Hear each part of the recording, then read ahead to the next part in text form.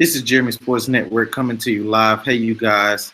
You see, I'm rocking the Patriots hat. Tonight was draft night for round one. Although the Patriots did not have a first round selection in round one, I don't believe they have one in round two as well. So possibly round three, unless some trades are made. But tonight we're going to talk boxing. I promised you guys we were going to talk boxing because this weekend we have Anthony Joshua taking on Wladimir Klitschko for the IBF title this weekend.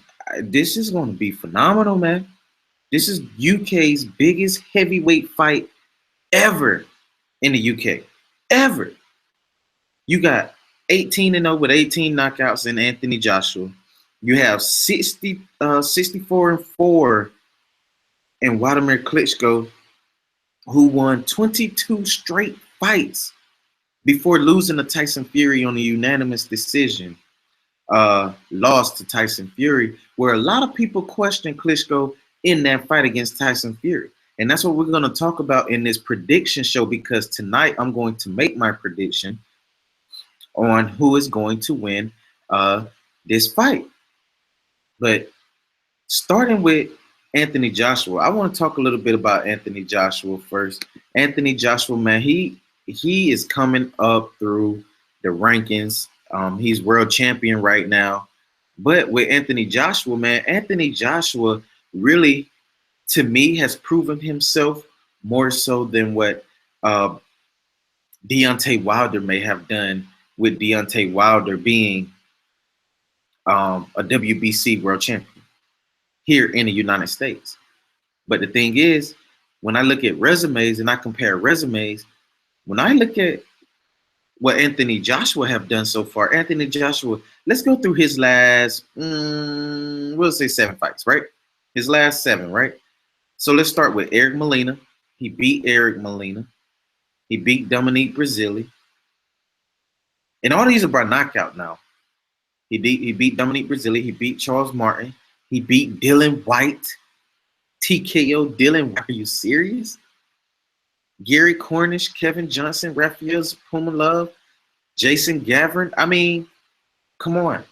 He has, to me, a better resume than Deontay Wilder, Deontay Wilder really only beat guys who were like, what? Not really that good? I mean, besides the only proven person probably what you would say is, well, I'll say 2 guys, probably Chris Arreola and Bermain Stavern, but those are it. Those are it. Like, seriously, Anthony Joshua right now, he has captivated the whole London. London is on his back, 90,000 sitting in Wembley. I mean, everything is painting well for Anthony Joshua. He is the most humble guy I've ever seen. You can't help but love Anthony Joshua. He's a fan favorite, and he's easy to gravitate to. I mean, he has the heart of a champion. He wears it on his sleeve. A lot of people say, well, he's going to be inexperienced going in this fight with Klitschko. And to me, absolutely, he'll be inexperienced if you want to compare their resumes with each other. Of course, he'll be like inexperienced. I mean, come on, like Klitschko have how many fights already? 64 with 53 knockouts. So of course you would be like, well, Klitschko is going to destroy Anthony Joshua, but that's not going to happen here. Anthony Joshua is cut from a different cloth. He's a different breed. He's strong. He's big. And he possesses power like none other. And the thing is, can Klitschko be able to take the power of Anthony Joshua? Anthony Joshua have years on his side. He has youth on his side. I'm going to take that back. He has youth on his side more so than Klitschko, who have years and experience. But if you ask me, I'm going to take the young bull and Anthony Joshua, who has the power to drop Klitschko. But Klitschko, he's a proven veteran. Don't get me wrong. He's very smart. He knows how to utilize the ring. And the reason why we're going to talk about the Tyson Fury fight, because tonight I was going to show a film review of Tyson Fury versus Wladimir Klitschko. But the thing is, so I may end up doing that before the fight this weekend. Probably tomorrow we'll try to get some videos in of we would do probably Anthony Joshua versus Charles Martin, and we'll do Wladimir Klitschko versus Tyson Fury. Or we could do Anthony Joshua versus Eric Molina. It doesn't matter. It's whatever. And we're gonna do Klitschko versus Tyson Fury because in that fight, Tyson Fury, to me, I think kind of put a blueprint out there on how to defeat Klitschko, or was it more so Klitschko not really taking that fight with Tyson Fury as serious, or was it that he could not handle the angles and the type of fighter that Tyson Fury is to where he didn't let off enough punches? There's so many questions that you can ask when it came down to Wladimir Klitschko, especially in that first fight with Tyson Fury. But his brother said that he really, didn't put the effort into training. He didn't take it as serious. That's why he lost that fight. And and Vladimir, you have no choice but to kind of respect what it is that he's saying because he's there with his brother. He knows uh, what gets Vladimir going and what doesn't get him going. Like he see him. He knows when he's training. He knows when he's not training. He knows when he's doing what he's supposed to do. So if his brother said he did not take his training as serious when he fought Tyson Fury, then there you go. That answers all the questions right there. They're going to blame it on that loss to Tyson Fury. They're going to blame it on him not being as disciplined enough and taking the fight as serious with Tyson Fury.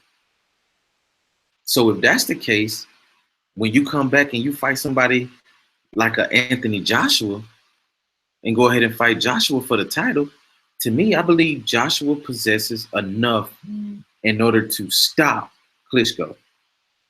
Seriously, that's what I believe.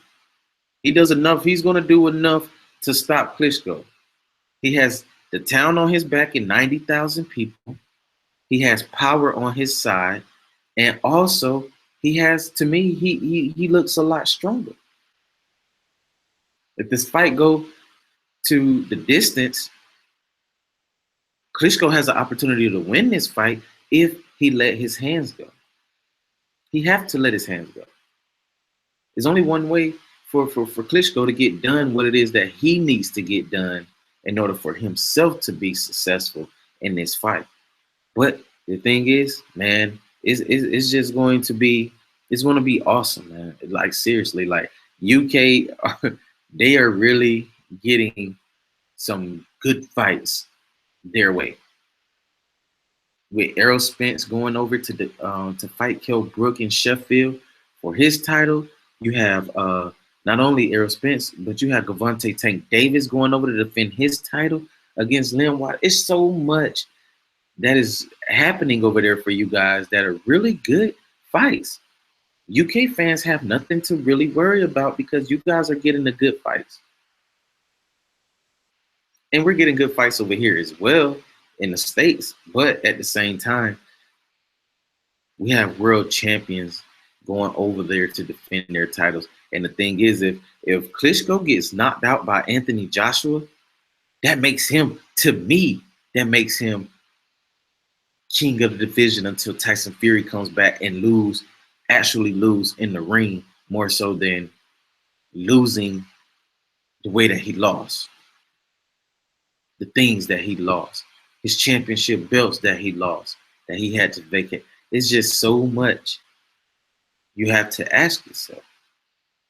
But the thing is, and what's key for Klitschko, because I'm going to give you 3 things that Klitschko needs to do in order for him to win, and I'm going to give you 3 things that Anthony Joshua needs to do in order for him to win. Now, we're going to start with Klitschko. First thing first, what Klitschko is going to have to do is utilize his footwork.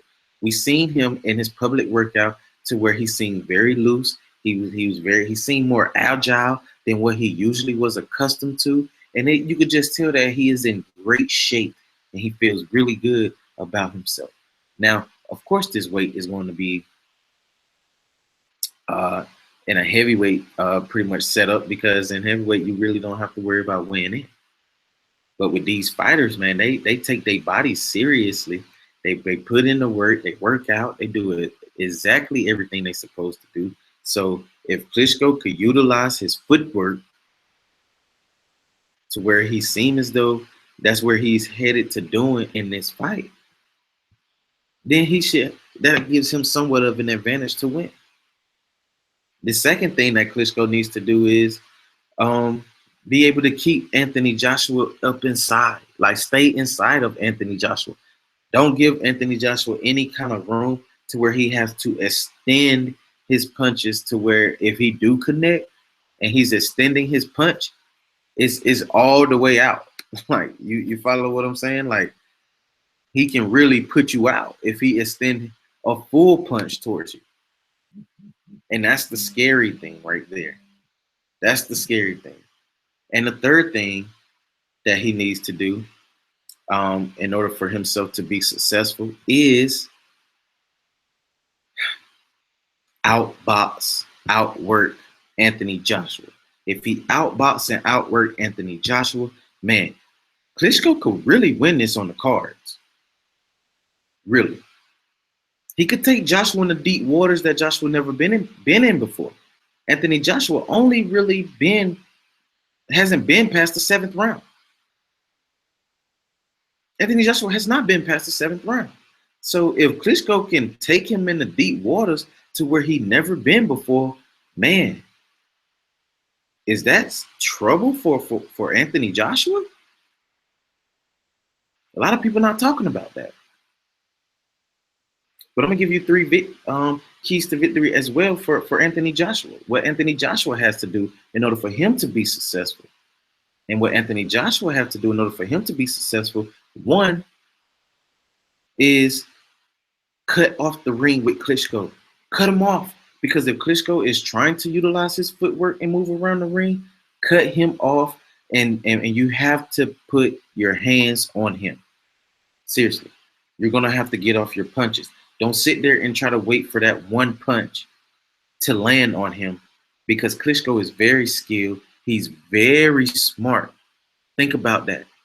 He done had 64 fights that he won and 4 that he lost. That's 68 right there as a professional with 53 knockouts. 78% knockout ratio. So if you're Anthony Joshua, you want to make sure you're able to keep him at bay with the jab. You're gonna have to utilize the jab to set up the punch that you want to land on Klitschko. Seriously, you're gonna have to set it up with the jab. The third thing is, the second thing was the jab. The third thing is, you're gonna have to be a dog. That means if you do go travel in the deep waters with Klitschko, guess what? You have to bring that dog mentality out to where I'm not walking out of here without a victory on tonight. You have to really give it your all if you're Anthony Joshua, because you have 90,000 on your back that is supporting you at Wembley Stadium. And you could tell that because in watching the press conference, and not only the press conference, but the media workouts, or the public workouts, I should say, Klitschko didn't get any love. He didn't get no love at all. But to me, I don't expect for him to go out and look for fans to love and appreciate him, because I feel as though he has a mission to prove. He has a mission to prove. Anthony Joshua has a mission to prove as well. Because if Klitschko loses this, where did he go from here? It'd be tough if he could get a second fight with Tyson Fury, because Fury wants to come back and win some titles. He don't want no rush. He don't want to take time off to get anything handed to him. He don't want it that way. Klitschko is going to do his job because I feel as though he's in great shape. He feels good about himself. He had a great workout at the public workout. You could tell. And the same thing for Anthony Joshua. And making my prediction, this is tough, but I'm going to go with Anthony Joshua to win this fight. I think he's going to win it by way of knockout. Um, and it'll be the end for Klitschko. I believe he's going to retire if he loses to Joshua in stunning fashion. What reason is there for you to come back? None. Anthony Joshua, if you're listening, this is what you need to do in order to win. Be you. Don't be anybody else or try to do anything different from what you've been doing on your rise to becoming a superstar in boxing. Remain who you are, remain focused, and go in there, outbox, outwork Klitschko. If you can land a knockout, then you go for that knockout. But if you can't, hey, be patient. Be very patient. Fight is going to happen. This is a prediction show. So this is Jeremy Sports Network, man. I'm just coming to you guys, just giving you some very, very vital keys in order for Anthony Joshua to defeat Wladimir Klitschko. That's it. That is it. It's nothing difficult about this fight because this is going to be a really good fight. And then on top of that, we got Canelo versus Chavez Jr. coming up. And after that, we got Gavante fighting for his title. Then Errol Spence fighting for his title. Terrence Crawford versus Felix Diaz. It's so much boxing that we have to get going and get and push out these videos and get everything popping for you guys because Al is and Eddie Hearn and Top Rank, man, these guys are doing it for us. They're giving us the fights that we want to see, maybe not to a certain degree, but the main ones they are giving us fight. And especially in the 147-pound division, if you go from, we're going to steer away a little bit from the heavyweight, but talk about the 147-pound division. Right now, that division alone is so stacked. Not only that division, but 154 pounds is stacked as well with great fighters. And it's sad that these fighters are not getting any. You know what? I'm not even going to say that. I'm not going to say that. But like I said, this is Jeremy Sports Network, man. We're ready for this weekend. Anthony Joshua versus Wladimir Klitschko for the IBF title.